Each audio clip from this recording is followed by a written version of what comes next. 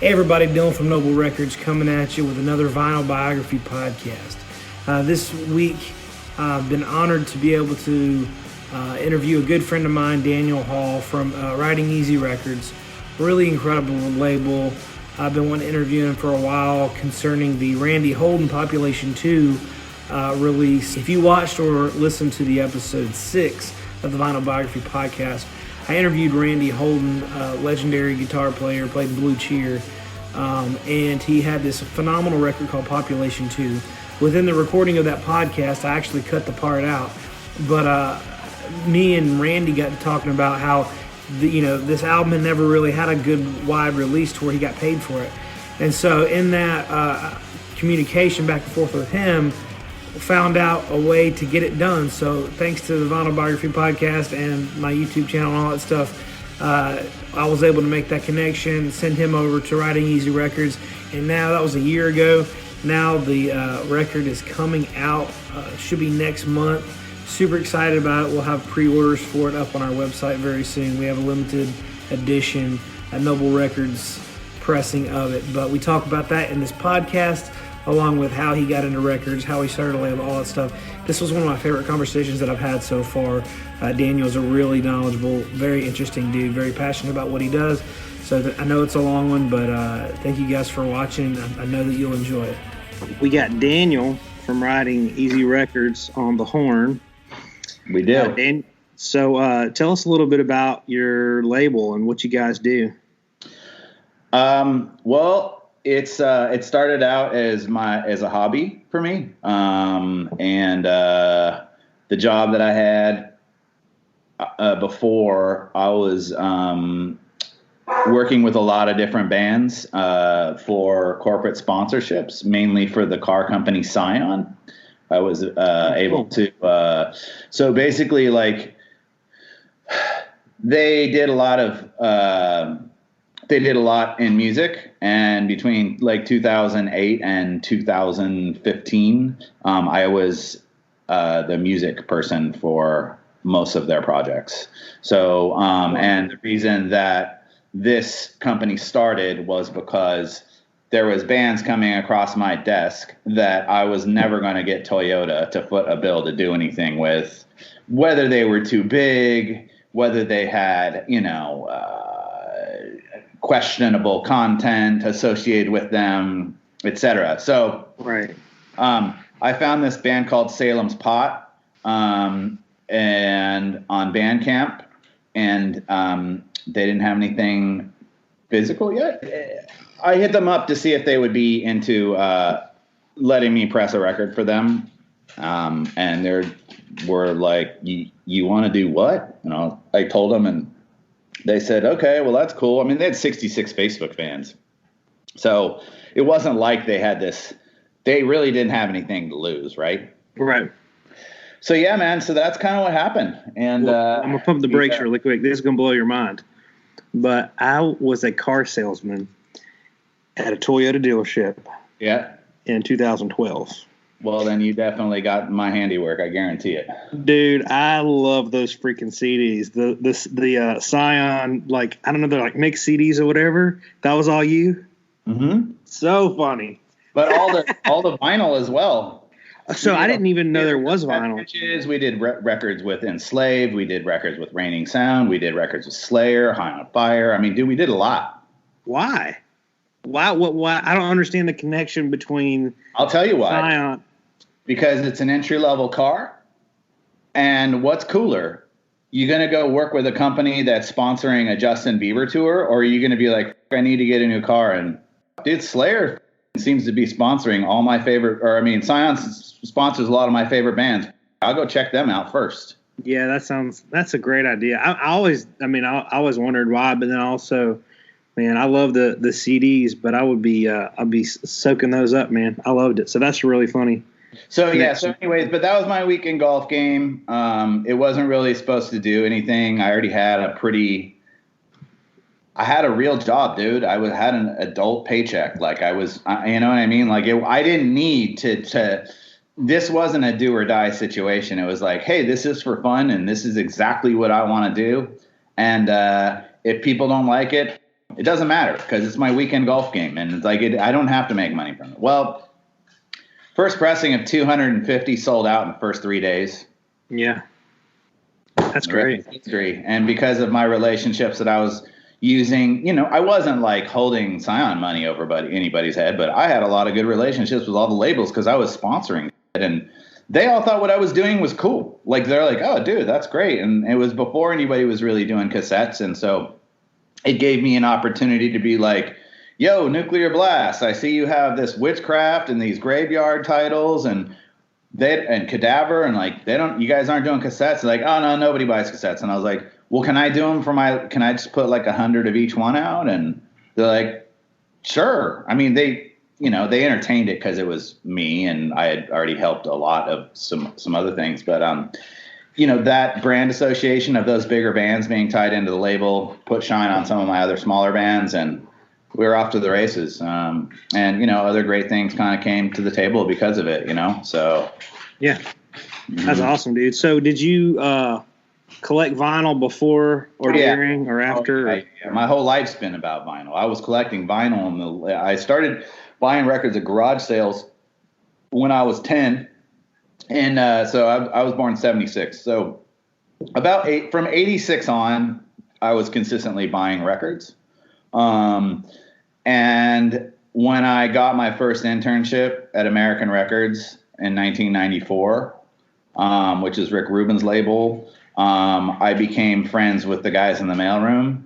And then my record collection literally exploded. Like I went from, also buying records in the mid 90s when CD was king and people were literally throwing fucking records out into the trash. It was the heyday. It was basically at the exact same time I was buying a lot of records. Most of the super sick, super rare records were getting snatched up at the exact same time by the Japanese and brought back to Japan in the 90s. And that's when. But yeah, man, I mean, like, first pressing Blue Note Donald Byrd records for like, $10 that are worth, way over $500 now. You know what I mean? Like that, where it was like, and, just there was a lot of that. And because I amassed so many records, I had to get 2 turntables because I wanted to keep the party going. And then I got good at scratching and matching beats and DJing and stuff, because when you're 18 and 19 years old and smoking dope all the time and records all around, that's what you do. And that kind of led into a whole nother thing. And I was DJing for a long time, and that's what brought me into working with Scion, because I originally started working with them as a DJ, and then from there they're like, "Oh, this guy not only has relationships in hip hop and dance music, but he has understanding of rock and metal, and he has relationships in those areas." Because at the same time that I was really excited about DJing and scratching, like I was playing drums in a couple of doom bands in the 90s. I mean, dude, like Man's Ruin and Southern Lord and all that stuff was all very fresh and happening in LA at that time. And being a young kid, like, we'd go out and see like Goat Snake and High on Fire, and then the late night would be like up at the some other club in Hollywood seeing like drum and bass guys from the UK, like in the same night. It didn't feel. It was just about being into music, and I couldn't get enough of it. And it didn't matter if it was just rock or electronic or hip hop or whatever. It was like I liked music. It didn't matter. You know what I mean? So did you get a bunch of? I'm gonna have to ask because I care. Did you get a bunch of really rare like 90s records working at that label? Yeah, I mean, dude, like promos and stuff. Black Crowes test pressings and Slayer, like that. Yeah, I mean, like, you still have them? Oh yeah. That's crazy, man. And what even gets crazier is when they left Warner Brothers, and they couldn't bring anything with Warner branding on it at all. When they moved to Sony in '96, so they put all their backstock stuff that had any sort of Warner branding on it in the back of my truck and told me to take it to the dump. Well, I didn't do that. I took it straight to my house.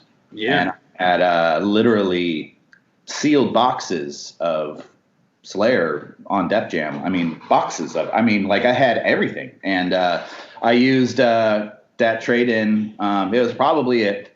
It was probably six figures in product. And I used that trade in over about 4 years of just every weekend, like, where am I going this weekend? And would just drive up the coast and stop in at record stores. And if they had stuff that I wanted, I'd take credit. And if they didn't, I'd take cash and just keep it moving. Yeah. That's insane. I mean, it was pretty wild. Yeah. I mean, again, there wasn't really anybody into vinyl in the 90s, dude. Like, it wasn't a cool thing to do. Like, I was doing it because it was pre-internet and CDs were expensive, but I could get dollar records that I wanted. So that's why I was excited about it. It wasn't even about like, oh, this is going to be worth so much money one day. It was like, give me all the music. And if I can afford more in this format, that's the format I'm taking. You know what I mean? Yeah, man. So that's what ended up happening. And here we are today. You know, we're at 129 albums put out with RidingEasy. We started in 2013. And, I like working with all different kinds of stuff. But with RidingEasy, I wanted to have a very distinct brand as to, like, when you saw somebody with the RidingEasy shirt on, you kind of knew what they were into. Yeah. You know what I mean? Like, you know what it means. If you see somebody with the RidingEasy record shirt on at a show, like, you know what their tribe is. You understand, right, like, what they're into. You know what I mean? They probably have a van with smoke billowing out of it. Maybe. Listening to Sabbath. It could be a chopper. It could be a fucking, it could be a Challenger. Yeah, dude. It could be any of those things. But at the same time, there's a lot of people who wear our shirts who don't know anything about it. They just think it's cool because it's got a cool vibe and it stands for something, the same way that people wear a Thrasher magazine t-shirt. You know what I mean? They don't skateboard, but they think it's cool, so they'll wear it, you know? And that's kind of how it was. So, but like growing up in the 90s, labels like Man's Ruin, which is Frank Kozet's label, and all the artwork was just sick. And like, even if you didn't like the band, you still needed to buy the record because it looked so sick. And he was one of the first ones doing colored records in the 90s, like, consistently.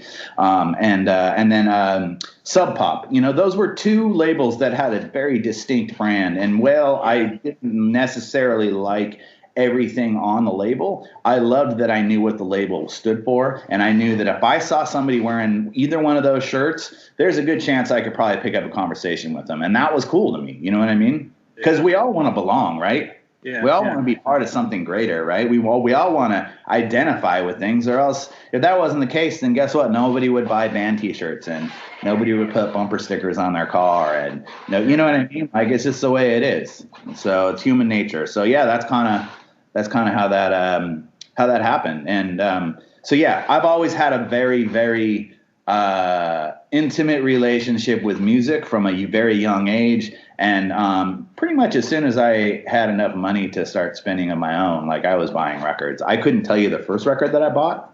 Right. But I could tell you some of the bands that I was really into in the 80s as a younger kid. I was really into the Police. I was into Genesis. I was into I liked the Led Zeppelin records. I liked, Jimi Hendrix. I liked a lot of James Brown records.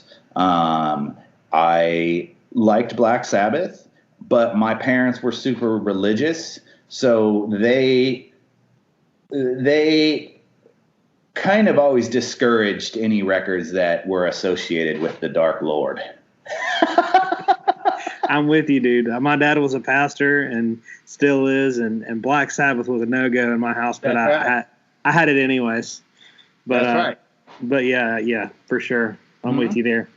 So how many records do you have now, you think? A lot of it is a lot of it's been pared down. But for my personal collection, it's probably just under about 8,000. That's what I've held on to. I've been recently kind of going through stuff because I'm moving at the moment. So, when you do that, it's easy to purge. I just purged 20 crates of hip hop 12s. Yeah. But, if you purge any good psych, you you got to let me know. But, Here's the thing. What I've decided to do is that anything that is like not worth legitimate real money and not something that like I have any sort of like real attachment to, like it's gone, it's out the door. So maybe with this latest purge, it's probably closer to 7,000 records. Right. But yeah, man, at the height, I probably had around 20,000. Yeah. And when I wasn't DJing as much, it was like, I was in 3 different record pools, and like you just get a lot of chud. You know how it goes, dude. Like, but if you're, it was pre-Serato, and if you were going to be a relevant person in the clubs, you had to have all the new shit, you know what I mean? Oh, so. Yeah. Yeah, I mean, for me, I get so much stuff in and out, and it's hard for me not to keep stuff. But if I think I'll ever see it again, I'll sell it. I don't care. I mean, I'm the same way. Except for I don't really sell records anymore. But it's funny because the first shush, you already got a snack, dude. Get out of here. What I was gonna say is when I first launched the label, I had learned about Discogs in like 2011, and when I first launched the label, I started really getting into it in about 2012 because I had been saving. I had never sold a record ever up until 2012. At that point in time, I was like, no way would I ever get rid of any of this. And then I started kind of getting rid of stuff, and then it's a slippery slope. Like all those records that I had acquired over the years. So like sealed Rain and Blood records that I had 10 of, and they were getting $200 every time I put one up on Discogs within a day. You know what I mean? Like it was very satisfying. It was like, dude, like I do not need this shit. I might as well just fucking sell it. You know what I mean? And I used that money to start RidingEasy Records. That's great. Yeah, I remember you telling me a little bit about that. I think it's cool to be able to see your record collection as a investment. Like for me, opening the shop, I sold some prime pieces to make it happen. But yeah, I always kind of have had a collector mentality. I was into comic books. I was into baseball cards. I was into stuff that I liked having it. Like I like the idea of like, having it all there and like being able to see it and like chase down the missing ones. And it was fun for me, as like a, I never really understood how much money my record collection was worth until I never cared because it was never the point. You know what I mean? Like it wasn't like, oh, I'm never getting rid of this because it's worth a lot of money. It was like, I'm never getting rid of this because I want to listen to it. You know what I mean? I might want to. Again, before the internet, you couldn't just pluck any damn song you wanted out of thin air. You had to have a copy of it. Yeah. And I was really into having like that. And I was always stoked when I went over to people's house and they were like, dude, you have this? This is so sick. You have a 12-inch of this? There's an instrumental on the B-side? That's so dope. You know what I mean? Like, that's the kind of stuff that I nerded out on. You know what I mean? And it didn't matter if it was old funk records or rock records or, it didn't matter, dude. Like, it was like, if it had banging drums in it, I was in. You know what I mean? Yeah, I hear you, man. That's for sure DJ mentality. So I guess you've probably always bought cassettes and collected cassettes. What do you think? I mean, I get a lot of people ask me. It blows my mind. To listen to in my car, I never collected cassettes. Okay. But as of the last 10 years, it's funny. There's some cassettes that I have now that I value just as much as some of my records. Like there's I don't know if you know who the Japanese DJ is, DJ Muro. Mm-hmm. But he himself the king of digging, and dude, he's nasty. I mean, he's just got his crates are he's unShazammable. You can't find any of the shit that he's playing on. None. When I went over and DJ'd with him, like in the early 2000s, he gave me a pile of cassette tapes. And the packaging was really cool on all of them, and that's why I held on to them. And I recently uncovered a box with those tapes in them last year when I was digging around for something in my garage. And they're so sick, dude. Like, they're sick, and I'm so excited to have them on a mixtape to listen to on a boombox. It's just like, it's the perfect thing, you know what I mean? Yeah. So in that regard, it's cool. I think it's pretty much a terrible format. I mean, it's, you know, the only reason we used it growing up was because your car had a tape player in it, and if you didn't have CD, I didn't have enough money to buy CDs. Yeah. It was the used tape bin for me. Like, up until I'd never spent any money on CDs ever, because the way I looked at it was, you want to spend $20 for that CD right there, and you could go to the used record bin and you could get like 10 or 15 records for that amount of money. You know what I mean? Absolutely. And yeah. For me, again, it was about hoarding as much music as I could, and part of it was about, look at all my records, but part of it was a quest for knowledge and wanting to understand. And I was really excited to be like, oh, I know what this is. Oh, I know what this is. And I think a big part of it too is that I really hated getting shunned in a record store. Like, you know, you walk in and the clerk's already sized you up, and I mean, this isn't how you run your business, but like, dude, there's a lot of elitists, and you know, it's like, it really, a lot of that like high fidelity sort of humor. It's funny because it's true. It happened, and it was way worse, I feel like, in the 90s than it is now. Or maybe I'm just comfortable in my own skin and I walk in and I don't care. Yeah. But I just remember, like, one of these days, these fucking guys are going to fucking know who I am, and they're going to respect me because I'm going to tell them about something. It wasn't necessarily on some grand level. It was like, I'm going to come in and show him.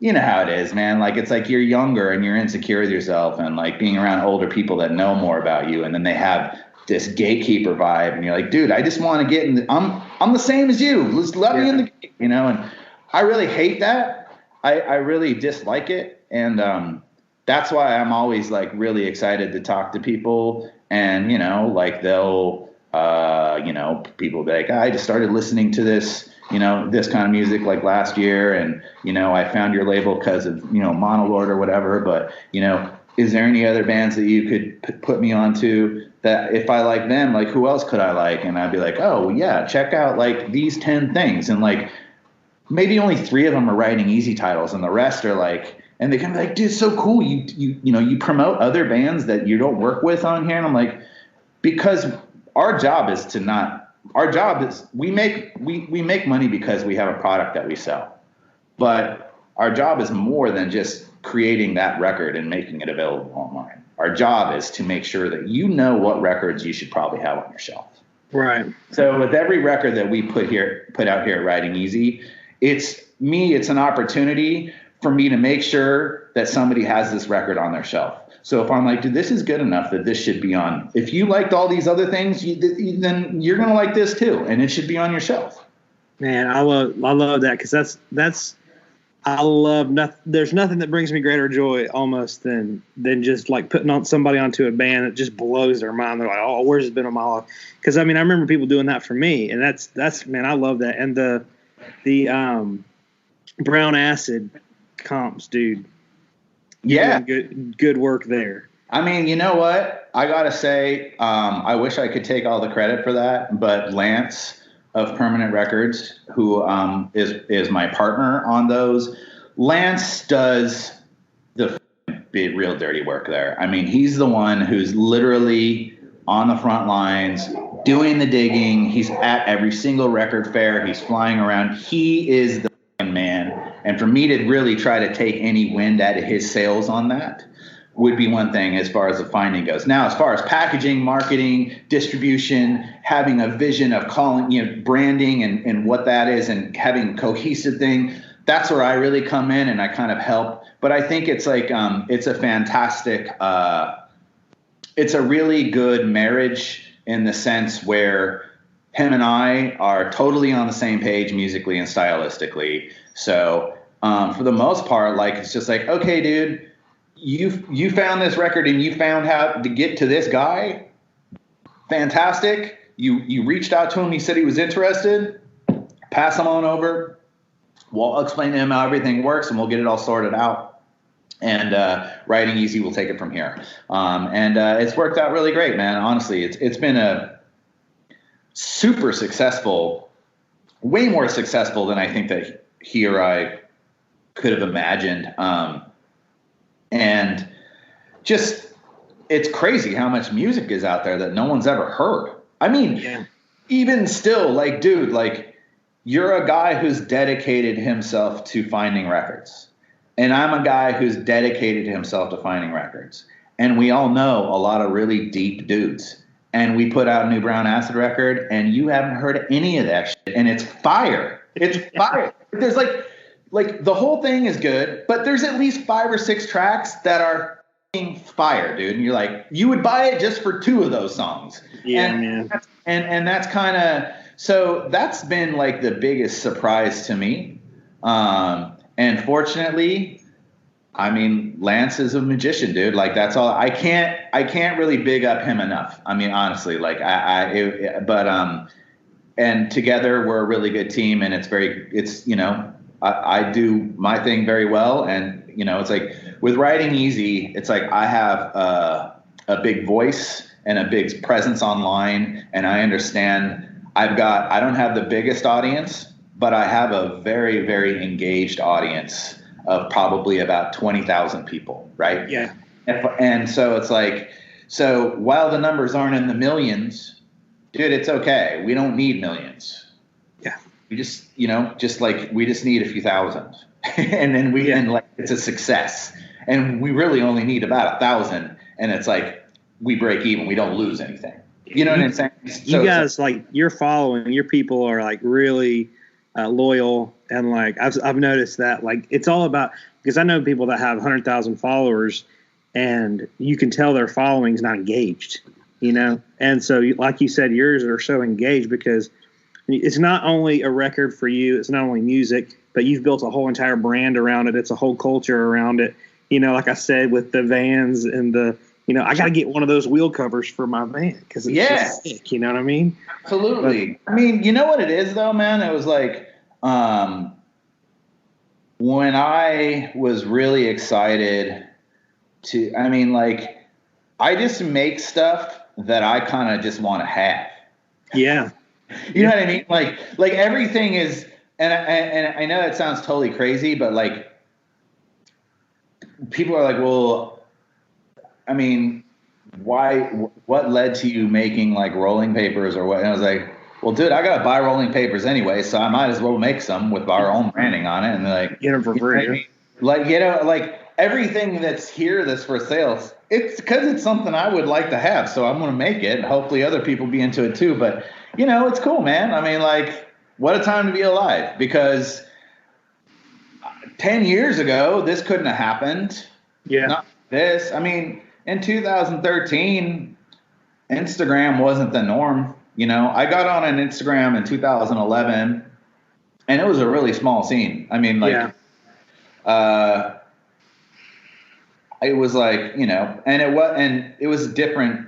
It was just different. It was a different time. Like, people, the etiquette, and there was just, things have evolved so crazy. And also too, I really believe that with their beginning, like in their beginnings, they didn't squash the algorithm or anything. Yeah. So if you had 10,000 followers and you put something up, 10,000 people had a shot at seeing it. You know what I mean? Yeah. Like, now I have friends that like are legit my friends, and I want to see what they have going on, and their stuff never shows up on my feed. I have to go to their page and look. Like, how did I miss this? You know what I mean? So right, same thing. But yeah, man. So the brown acid. I guess you've answered all my questions without me having to ask them. I guess I'll send them to you. But so you say the guy at, what did you say? Permanent Records. Permanent Records. That was it. So he finds probably most of the music that you do. Yeah, he's after the actual records, like originals, right? And so it's in his best interest to track people down, and, you know, while he's got them on the phone, see if there's any 7 inches in the garage. But the main interest now is to just get like brown acid, like, because even people who don't have shit in the garage, it's like, hey, we're doing this compilation series, and this is what it is, and, you know, look, your song by itself will remain in fucking obscurity forever. But if it's on this compilation, it's not going to be, no one's driving Lamborghinis, but like, at least it's going to be documented, and your chances of somebody hearing it because it's part of this versus just a lone wolf out into the wild on some record you did when you were 19 years old and 50 years ago. Right. You know, most of the guys that we're doing stuff with, it's their first record. You know, they cut it at 17, 18 years old. And back then, to get a record deal, you cut a 7-inch. You send it to the record man. If he liked it, then he might fly out, you know, and check you guys out. But think about how many bands were going on in 69, 70, 71, 72. And the only way, there was no Bandcamp, there was no internet. The only way to be a band that's not just regional, you have to have a record label. There has to be, like bands, otherwise and back in those days, the local bands were basically cover bands. They weren't playing originals, right? Right. And every single band that we've put stuff out from, most of them started out as a cover band, and this was their one original that they were going to try to get a record deal with. You know what I mean? And for whatever reason, it didn't work out. Somebody went to a different band. Somebody had to go to war. Have you done any other, because I know we're going to talk about Randy Holden in a second. Have you ever done any other full albums? Yeah. Older stuff? So the first one that came along was this band called Spiny Norman. That's incredible. Yeah, I've heard that. So we got one of their songs early on from a fellow named Rich Patz out of he's now out of Austin, but before I think he was in like Dallas or something. But he's a Texas guy. Yeah. And he's got a label called Shroom Angel Records, and he's got a fantastic ear, and he's been sort of like, I don't want to say hoarding, but he's been putting out, and he's got a very large amount of things. A lot of things that could work for Brown Acid, actually, but you know, it's like there's a lot of different areas where we want to go, and it's not just all Shroom Angel stuff that we want to get involved with. But yeah, he had the Spiny Norman song, and it was on Brown Acid too. Is that track with the flute in it? There's actually a music video for it. It's pretty good. It's all footage from then. And I was like, man, that Spiny Norman song is so cool, man. Like, I said, I can't find anything online about them. How did this come about? What is this? And he goes, well, it's funny that you say that. This was like done in that record, even though it sounds like a 1970, like prog record, it was recorded in 1981, I think. Yeah.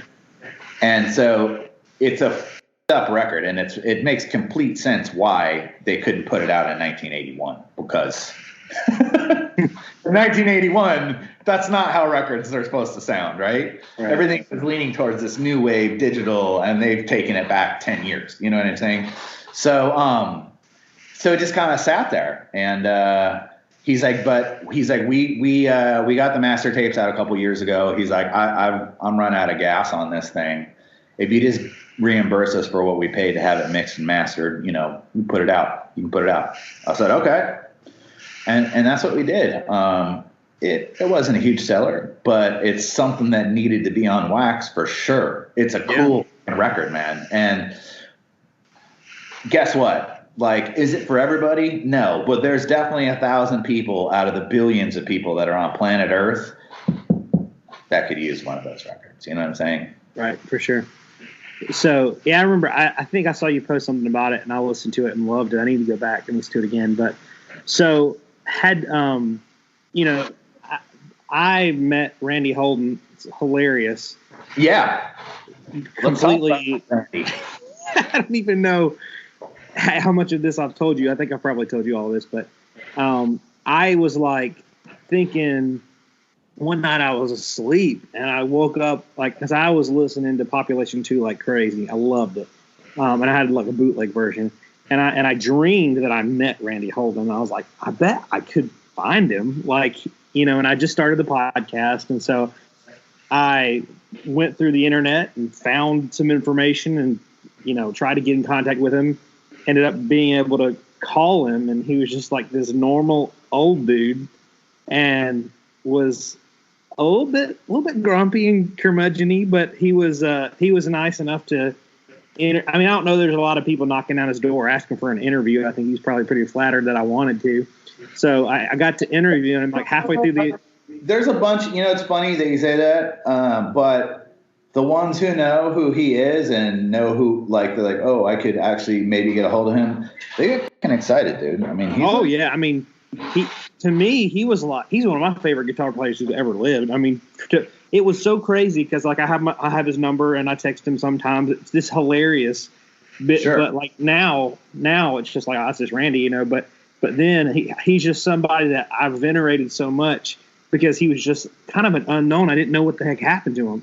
Nobody really did.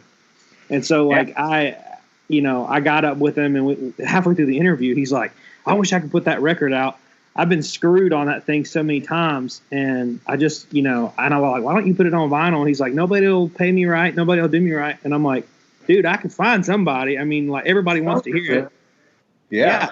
And so like, I kind of wrestled with him a little bit. He's like, yeah, let's do it. And he was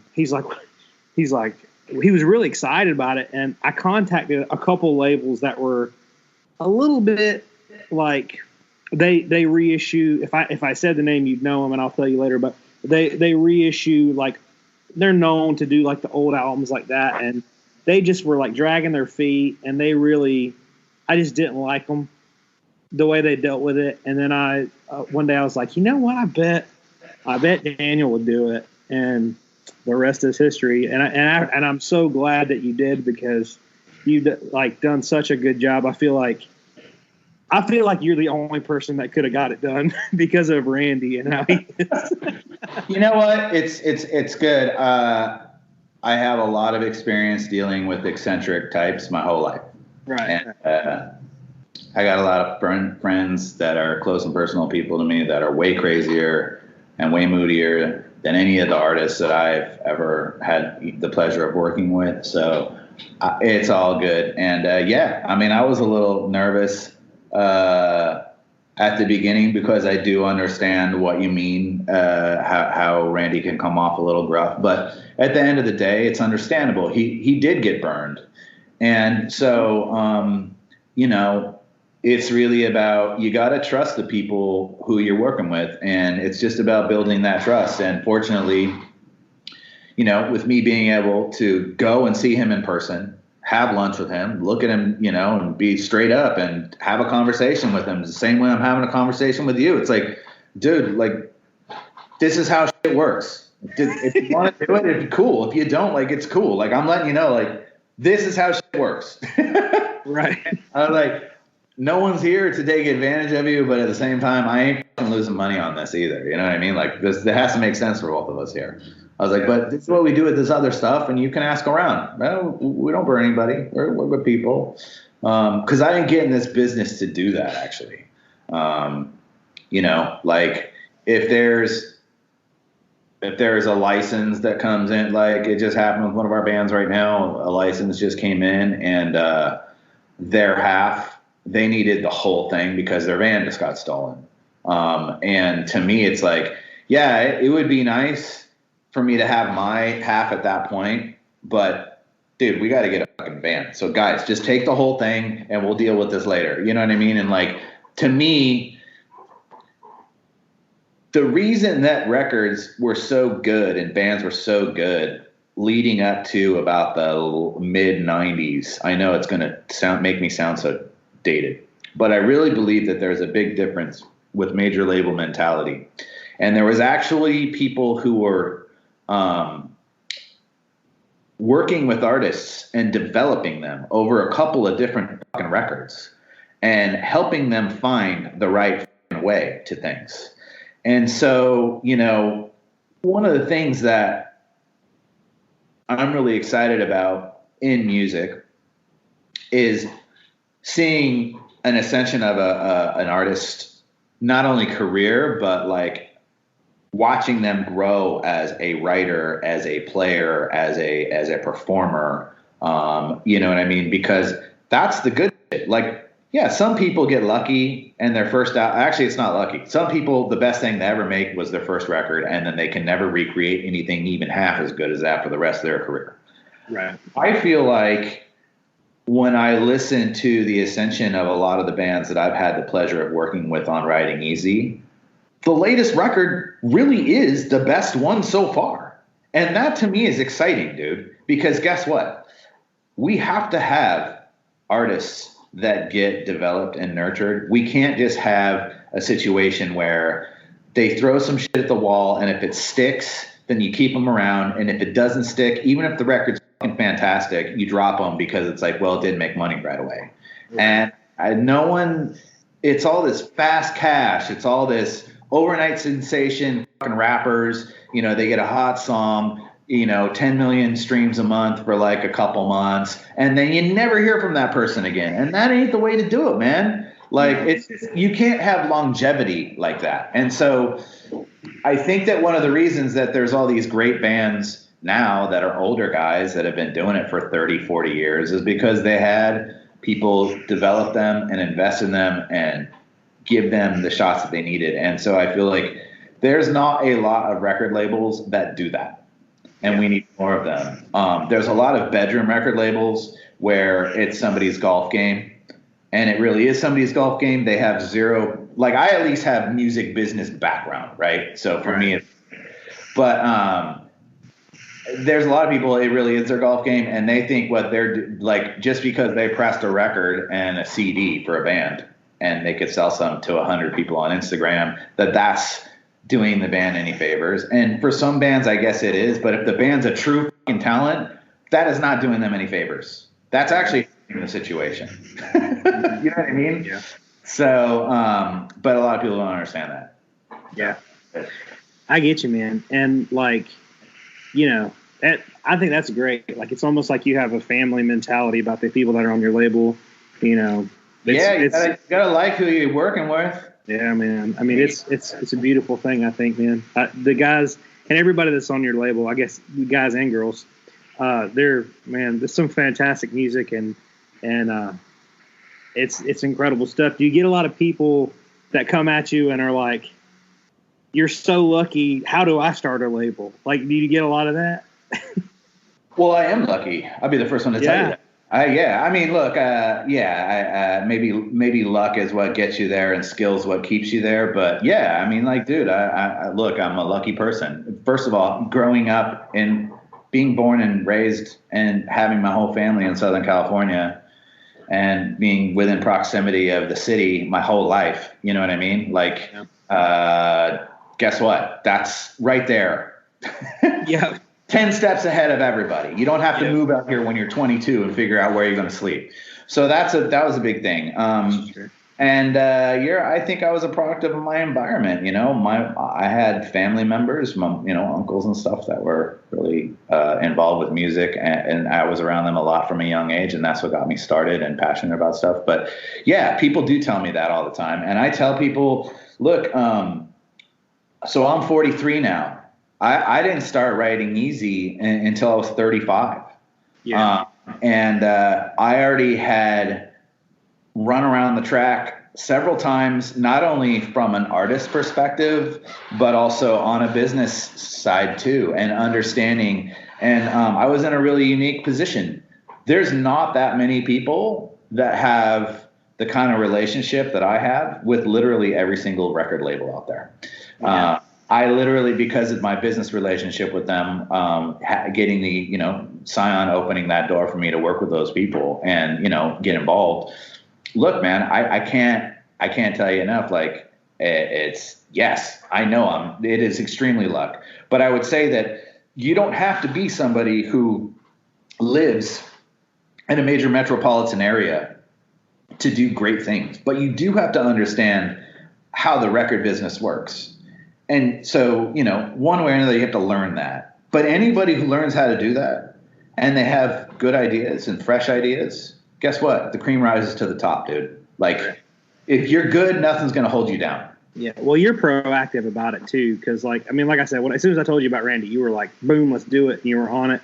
And it's happened faster than I thought it would. So that's one thing. Had you heard that record before I had brought it to your attention? Oh, yeah. I'm sure you did, because in the field that you're in, that's right along with that doom stuff. No, man. you had asked me, you're like, hey, have you ever heard Randy Holden, Population 2? I was like, yeah. Okay, yeah. Well, why do you ask?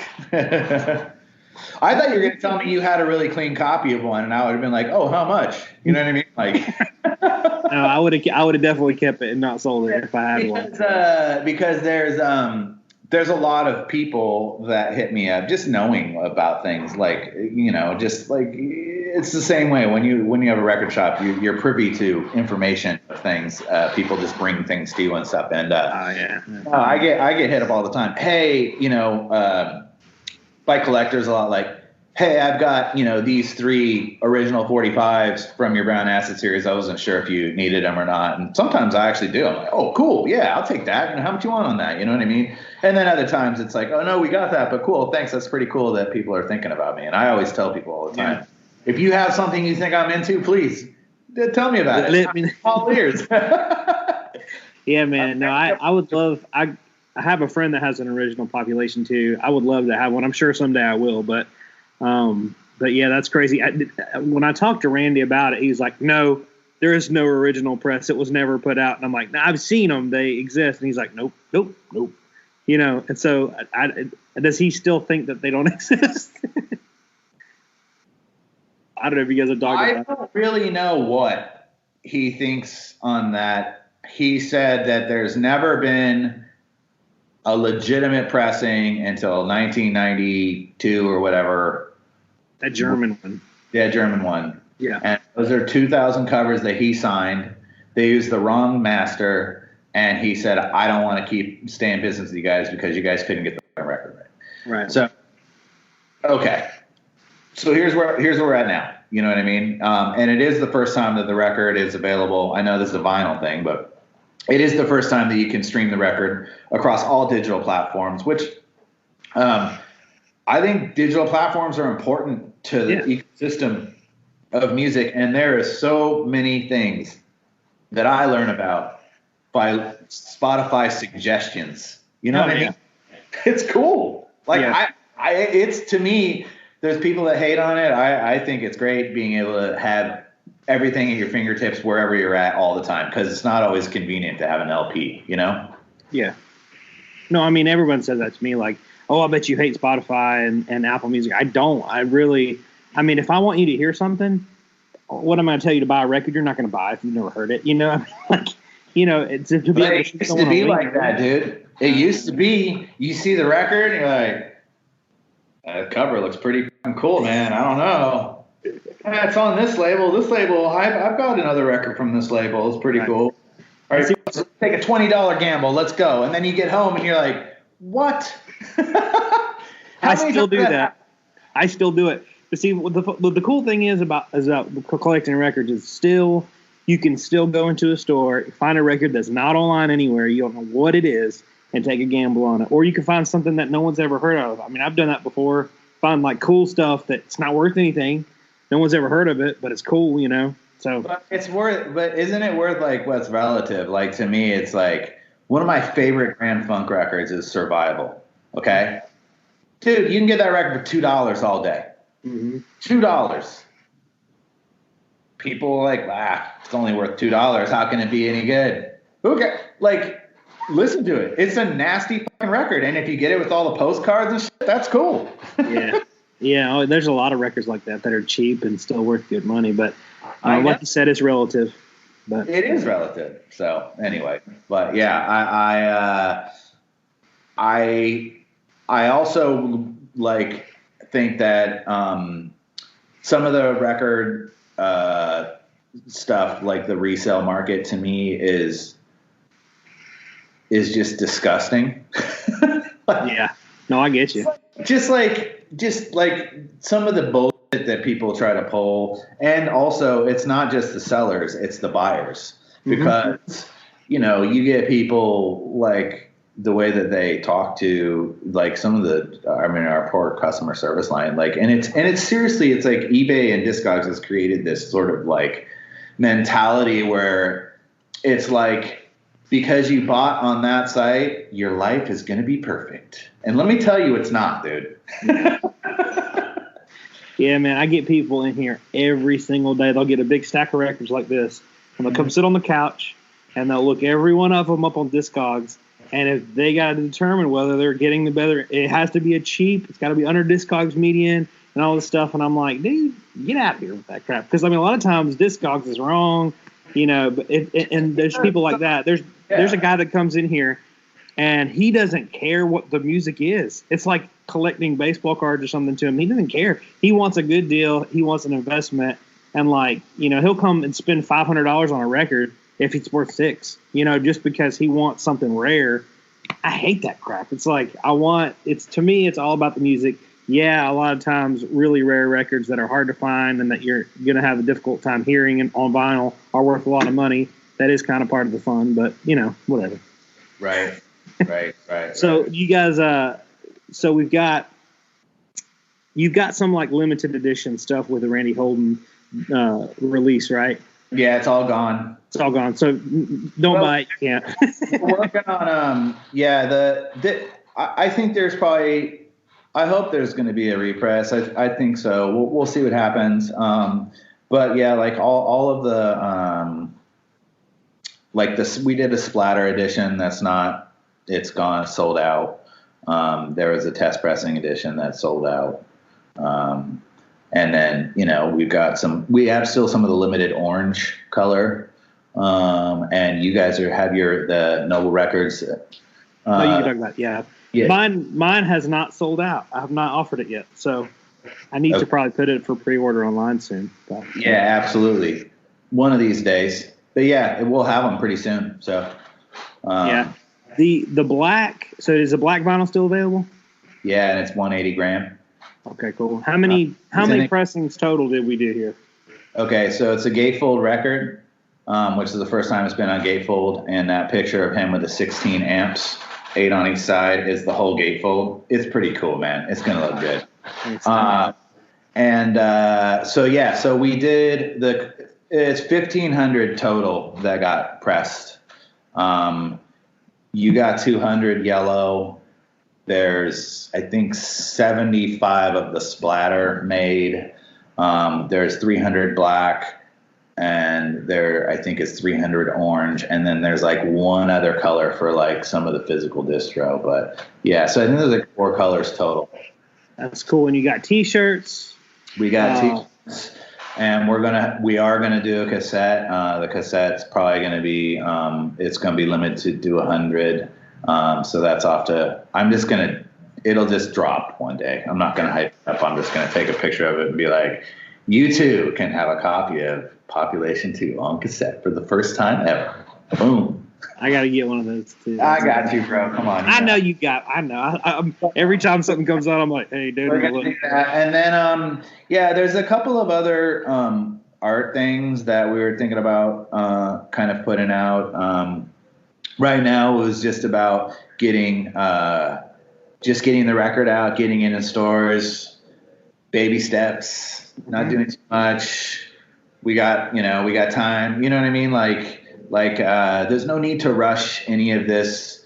And one of the nice things, with Randy is that because this record came out in 1970 or was recorded in 1970, it's 2020, it's the 50-year anniversary. Yeah.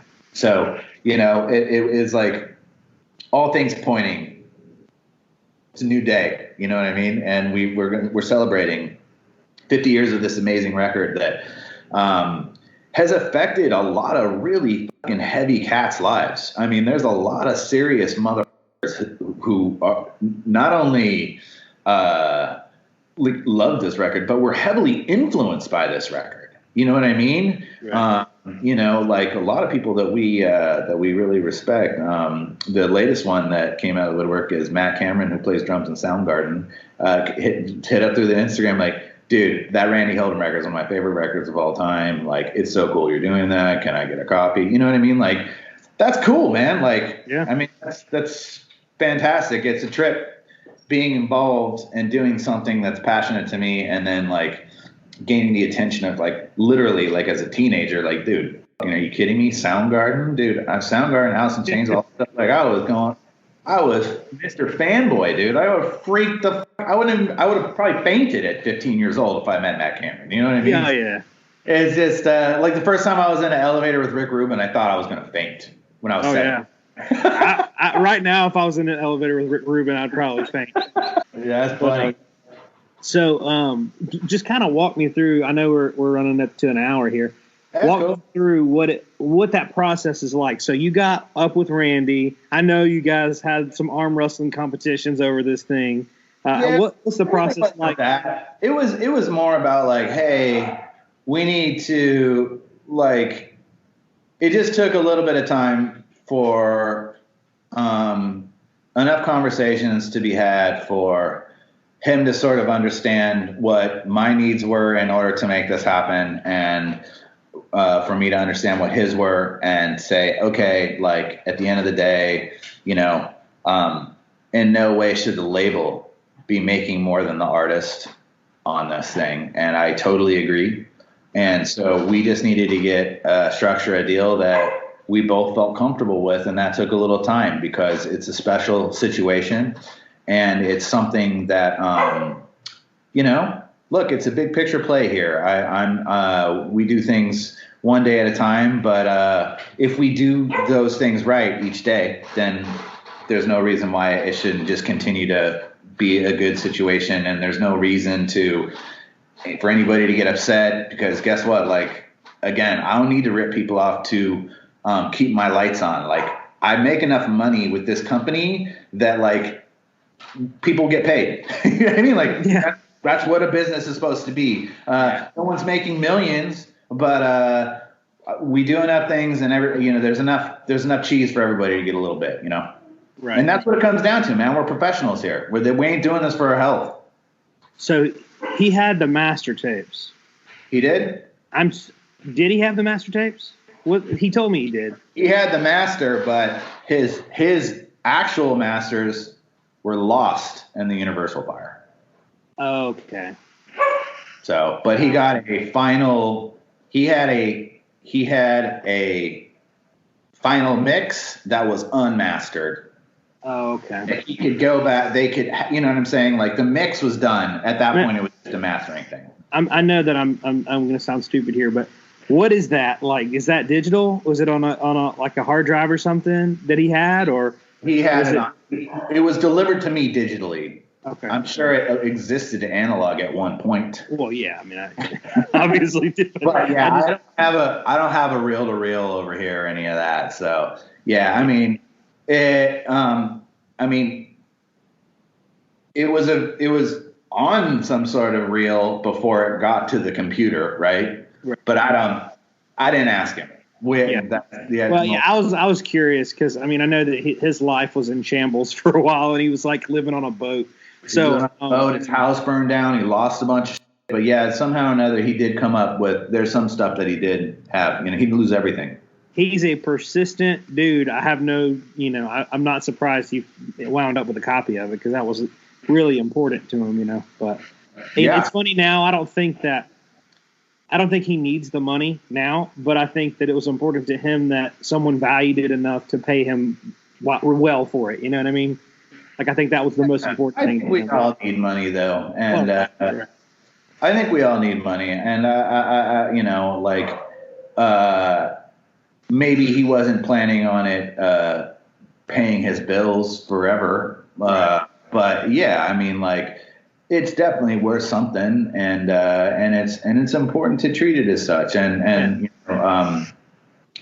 that was another thing that he wanted to make sure that it wasn't just some run-of-the-mill thing, and we wanted to do it right. And that's why we wanted to do the gatefold. And we also wanted to make sure that he physically signed every single one. So you knew that he actually is aware of this. Like, this is not another bootleg situation. Like, Randy's doing press, like saying this is where you go and get my music, and that's what we want. You know what I mean? Like this is the proper channels. If you buy it here, I'll get paid. That kind of thing. That's good. You know. Yeah. So and I think it's cool now that I think a lot of people care about that.